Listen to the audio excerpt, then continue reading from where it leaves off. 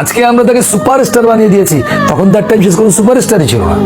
আমি তার সাথে পাশের ফ্লোরে কাজ করেছি, আমার তো দেখায় সালমান শাহ এই ছেলেটাকে এই ইন্ডাস্ট্রি শেষ করে দিয়েছে, মেরেছে তাকে। আমি তো বলবো সে সুইসাইড করেনি, তাকে এই ইন্ডাস্ট্রি শেষ করেছে। কিভাবে করেছে দেখেন, তাকে সে যখন এই ইন্ডাস্ট্রিতে ছিল, এই ইন্ডাস্ট্রিতে যখন ছিল তার কিন্তু মূল্যায়ন হয় নাই। আপনি বলেন সে কোন অ্যাওয়ার্ড পেয়েছে বাংলাদেশে? পেয়েছে? হ্যাঁ, কি জাতীয় চলচ্চিত্র অ্যাওয়ার্ড পেয়েছে? না। কি পেয়েছে? তখন তাকে তার কোনো অ্যাওয়ার্ডই নেই। সে ছবি কাজ করেছে কতদিন? 3 বছর থেকে একটু বেশি। তখন তাকে নিয়ে কোনো বড় কোনো পরিচালক তখন তাকে নিয়ে কাজ করতো না। সে ছোট ছোট প্রোডাকশনে কাজ করতো এবং তার নিজের যোগ্যতায় ওই জায়গায় সে পৌঁছেছে। এটিকে আমি বলবো যে এটা তার ক্রেডিট। একজন সাবলীলভাবে অভিনয় করতো একটি ছেলে, তখন দ্যাট টাইম সে তার ওই জায়গাটাকে তৈরি করে নিয়েছে।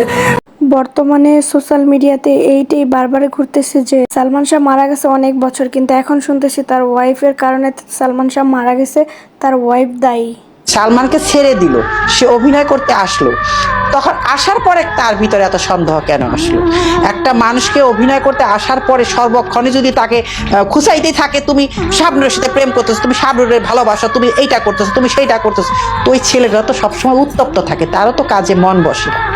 তারা যদি এই স্বামীরা যদি তার স্বামীকে পরিপূর্ণ লিবার্টি দিত যে তুমি কাজ করো, ঘর একটা জিনিস আর বাইরে আরেকটা জিনিস, সে তো তাকে ছাড়ে নাই, প্রতি মুহূর্তে মধ্যে সন্দেহ করছে। 1, 2 হলো সে আত্মহত্যা করছে না তাকে মেরে ফেলা হয়েছে, এটাতে আমিও শিওর না।